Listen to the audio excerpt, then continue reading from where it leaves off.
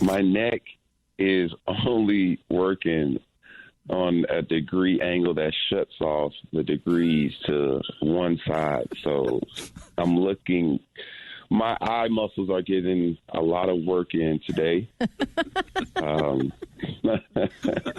But, man, I mean, you know what? I told Josh on the sideline, I was like, bro, that's my fault, and I deserved it. But the guy is 15 yards, though, so shoot, that's just the price you got to pay. Don't worry, that's me every morning, Cam, when I use too many pillows. Welcome back to First Take. We're coming to you live from above the Heineken River Deck at Pier 17.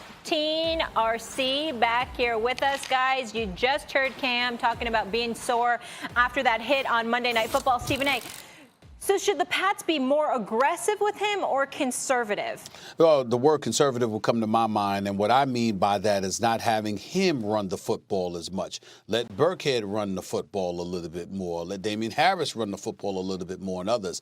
That would be my suggestion. Let him limit the amount of times he's running with the football because he's plus 30 years of age, and as a result of that, you know what, in his injury history, you don't want to subject his body to additional punishment. If Cam is indeed the guy that completed better than 67% of his passes while Norv Turner was his offensive coordinator, maybe it would behoove him to throw the football a bit more effectively or put himself in a position where he could certainly learn to do so quick, fast, and in a hurry. Every single week, what is our unique perspective heading into Week 10? I think that Bruce Arians publicly criticizing Tom Brady week after week is probably the best coaching decision that he is going to make all season. It is perfect. I think that first you have to assume that Bruce Arians is a smart person who understands what's going on, and this is not just him lashing out on his Hall of Fame quarterback. There's nothing worse on a team than having a divided locker room. The best thing about being on a team is the we're all in this together feel. And when you have a guy who's a 6-time Super Bowl champ and is like the GOAT, it is really hard for him to feel like he's a part of the team and for his teammates to feel like he's a part of the team. So I think Bruce Arians criticizing him publicly is not about criticizing Tom Brady. If he wants to coach up Tom Brady, he'll call him.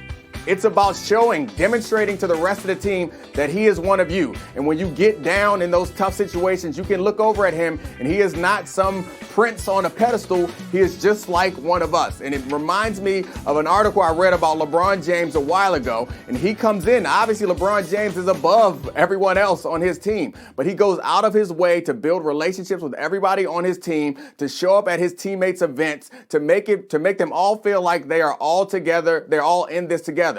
Tom Brady can't do that with 60 guys. So I think that's what Bruce Arians is trying to accomplish and is successfully accomplishing by publicly criticizing Tom Brady. It's a smart thing. Tom Brady can handle it, and it's good for everybody.